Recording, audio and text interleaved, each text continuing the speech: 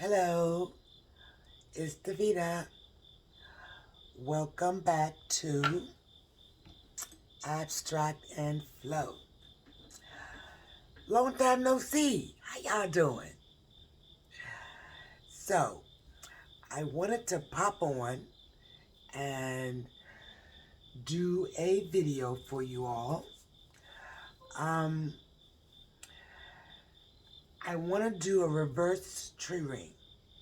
So, you saw the video where I did the epic fail and I used the blue paint on top of the gray and white paint. So I was thinking, let's do that again, but on purpose with using, I don't know, for some reason I got burgundy in my head. Burgundy and gray.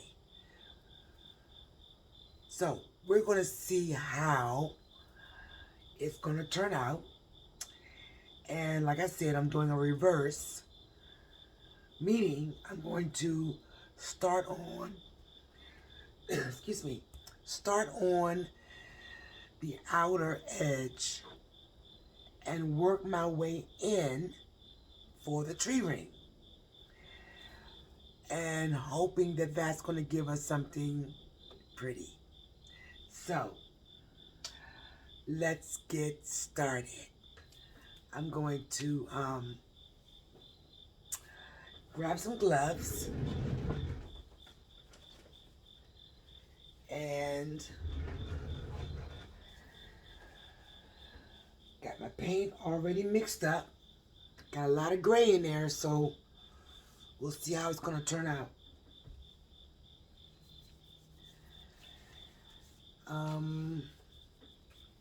Hope you all are enjoying this beautiful, well, if you're on the East Coast, nice weather we're having. Prayers going out to our West Coast family. You all try to stay safe out there. So, I'm going to pan the camera down so you all can see what I'm doing. And we're going to start to pour.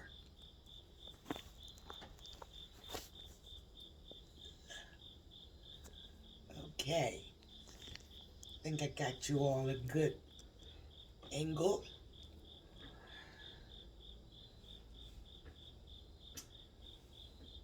So it's a lot of paint, so I don't think, a lot of paint in the cups. I don't think I'm going to need to do a puddle to help it flow better. We should have enough paint for it to move. Oh, I said I was going to do a reverse, didn't I? Okay, so let's see here. So we're going to start on this edge. And we're going to work our way in.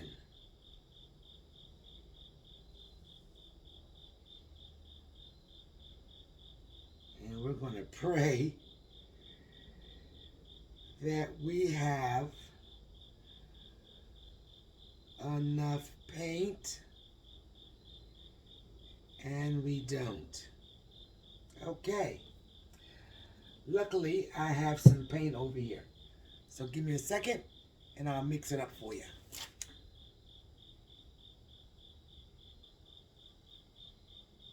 Okay. And let's continue to pour. So we're going to start right here. Continue with our reverse tree ring.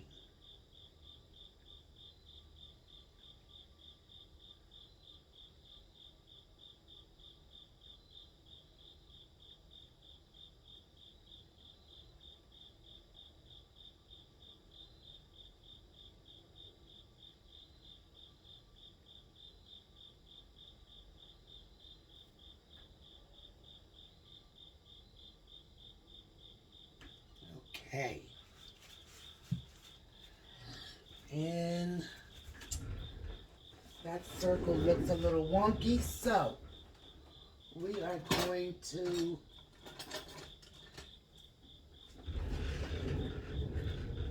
make sure we have a nice, pretty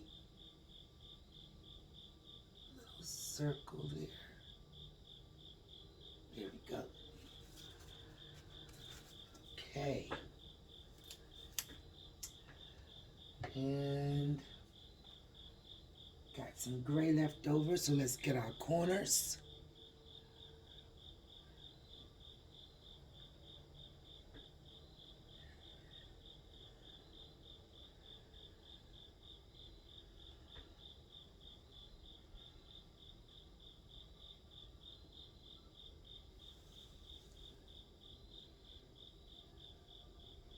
It's going to help our paint move.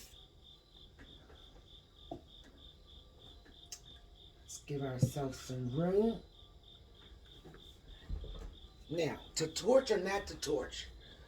Because you know when you torch, you're going to bring out more cells. And I think I do want some cells to show up. And also we're going to pop some air bubbles that I see. You know what? First thing we're going to do is tie up the hair. I don't even know what I was thinking. That it was going to stay back and out the way. All right, that's better.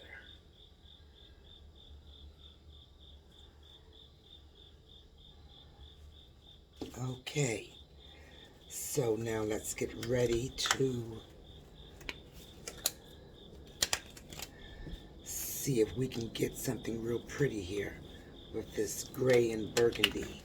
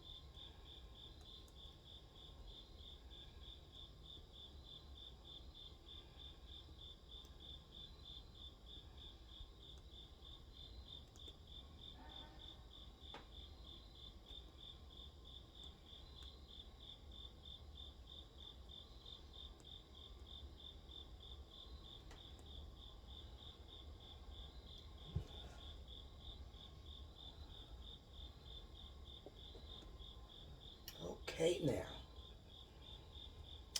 I think I like that. You can see the hint of burgundy. And there's some on the edge here. And I like the way that circle is spread out, kind of going diagonally. All right. This is a definite keeper. Thank you so much for spending a little bit of time with me this evening. I'm going to get my little stick here and clean up my edges. That's one thing you want to always do, because as the paint drips, it's going to continue to pour. And you don't get that paint that's dripping off and you walk away, you'll come back to a totally different painting. So always make sure you take your stick or your spatula and just scrape along the bottom half and get that paint that's dripped off the sides. Make sure your corners are covered. Oh yeah, this is definitely a keeper. Let's see if I can unmount and take you all in for a close-up.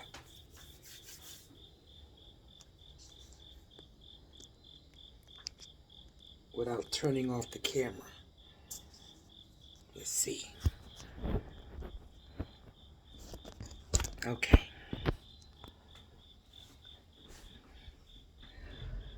I really, really like the way this turned out.